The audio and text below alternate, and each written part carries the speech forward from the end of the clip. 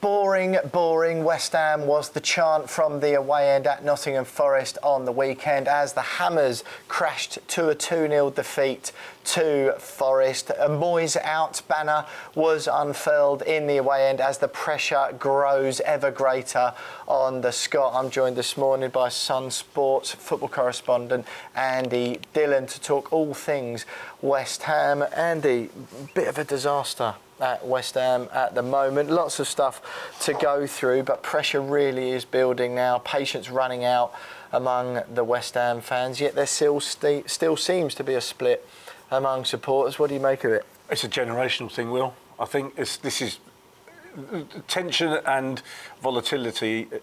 It's never far from the surface at West Ham, is it? We know that.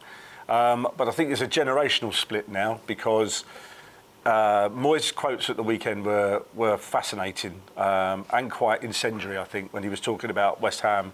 You'd be difficult to find a time when West Ham have had it better, because you'll find a lot of guys, probably my age, a few years younger, sort of in around my age, who will probably disagree with that quite vehemently, you know, and find it quite, quite irksome that he would suggest that, because you go back to the 60s with Ron Greenwood, you go back to the team that won the European Cup Winners' Cup at Wembley, and a fabulous time for the club.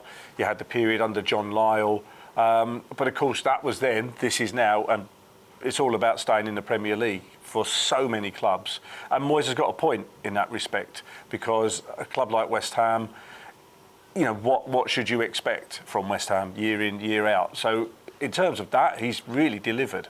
You know, in terms of the entertainment that West Ham fans have also been supposedly brought up on, you know, entertaining being a loose word, he's not delivering on that. So I think, you know, the guys who can remember when football was a lot more low-key and it wasn't life or death would probably argue that Moyes is wrong. You've got guys in their 20s and 30s who will be saying, well, I think he's got, you know, he's valid there because we've won the European Conference League, and they've also won, you know, well, not won anything, but they're also getting into the European positions. Third season in a row, I think, is it? Yeah, well, this is the third season in Europe, which is the first time in West Ham's history that's happened, consecutive season. Moyes did say after the game, maybe fans want something different, but they would have to say these have been some of the best times at the club in terms of the league position and the winning the European trophy. And like you say, that does focus solely on the results, and to focus on just rather than the style of play, I meant to focus on just one of those things is to miss the point, really, isn't it? Because there has to be, of course, a balance of both. Good football and attractive, entertaining football isn't played at the bottom of the Premier League, is it? And just like you say, it's not always the answer that, you know, if Sam Allardyce was still in charge, those were some of the most dour times style-wise at West Ham. And if West Ham were winning the Premier League with that sort of football, you imagine there'd still be some dissenters. One thing David Moyes said, maybe there would be managers who excite the fans more, but I win more. That does strike of a somewhat defensive man who feels like he has to defend his record at the moment. And so do you sort of feel it's reasonable? What else could Moyes say after the game? Oh, well, he's got to stand his ground, isn't he? I actually think he's made a bit of a mistake with the first quotes about, you know, this being a great time for West Ham, and struggle to find a better time. I think he's made a mistake there, and I think he's going to drive an even bigger wedge between him and a large section of the fan base. Certainly the older ones, you know. Because in the modern era, it's hard to argue with it, isn't it? Yeah. But I think, and he's got every right to say that it's a results business, because it is for him. But for so many supporters, it's not really entirely a results business, because, yes, they like to see their team win, but, you know, you could say fans want everything, but they want to see their team win, but they also want to feel like they're getting some entertainment for their ticket money. So he's defensive in his quotes, and I think a lot of the fans are thinking that he's now too defensive in his football. Just sort of set out some pros and cons, because I do feel if you're keeping tabs on the argument among West Ham fans, a lot of the complexities and the nuances get lost. So just some stats. There's always a lot of arguments with West Ham fans, though, by the way. It's what they do best, true. right? That is true, yeah. And the cons, West Ham conceded 11 goals in 3 games, not scored once. That's in the league. They haven't won since December the 28th, which is 8 games. That includes an FA Cup exit at the hands of Championship Bristol City. One that they were 1-0 up after 4 minutes in. Yeah, exactly. Yeah. In the first tie. Threw that one away, then didn't do anything at Ashton Gate either. That 2-0 win at Arsenal was the last league game, the FA Cup. They've also failed to beat Sheffield United and Bournemouth in that time. So currently things looking pretty bleak, certainly as far as 2024 goes. The pros, West Ham are still 9th, and that's off the back of their best ever start to a Premier League campaign, points-wise, in the Premier League era. They won the European Conference League, of course, their first major trophy in around 4 decades. 3rd consecutive European campaign, as we've already mentioned. Plus, this season, they beat Manchester United, Arsenal, Chelsea, Tottenham and Brighton. Brighton, who they hadn't beaten for a decade before, more than a decade beforehand. There are good and bad, aren't there, or good and bad elements to David Moyes and his era. So assuming, as lots of fans want, and assuming the vocal Moyes out, but brigade as they've been called, get their way, what do fans want? What does it look like post Moyes? Like I said, there is turmoil always just bubbling beneath the surface. What they would want, the fans would want, of course, is what every fan wants. They want to pay, they want cheap tickets, they want a title-winning team, and they want exciting football. But you'll accept sort of a measure of both. But that's what I think a lot of the fans would want.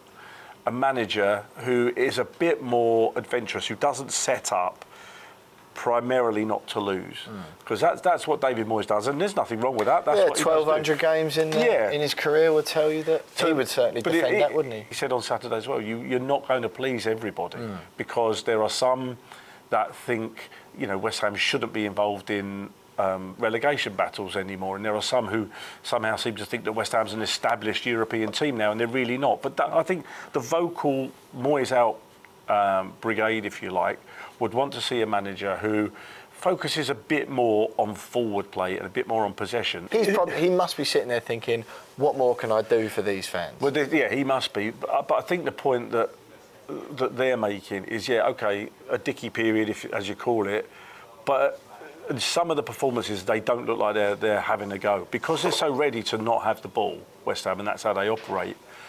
That can make it look a little bit flat and make it look like they're not bothered, because they're happy to let the other team have the ball a lot more. And so especially at home games, where you're expected to be on the front foot more, I think that's what winds people up. Absolutely. Well, look, West Ham still in the last 16 of the Europa League. Of course, they find out this week who their opponents will be. Still 9th in the league. It's far from a disaster on paper at West Ham, but 2024 not looking good so far. Life under David Moyes, who knows what that will look like. One man with a fairly keen idea about potential comings and goings in the dugout at London Stadium is West Ham Sun Sport correspondent Jack Rosser, who I caught up with.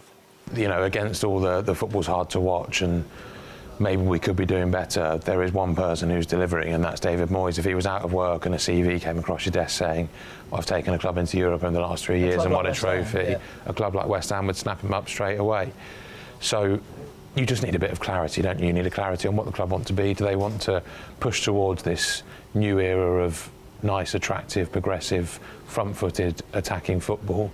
If they do, fantastic. That's a great ambition to have, but that takes years, not one summer. Really, if you're going to, do a holistic approach like some of the most successful clubs do, to get this level of success over a sustained period, like Moyes has, because he's a big character, he's managed to get hold of the club.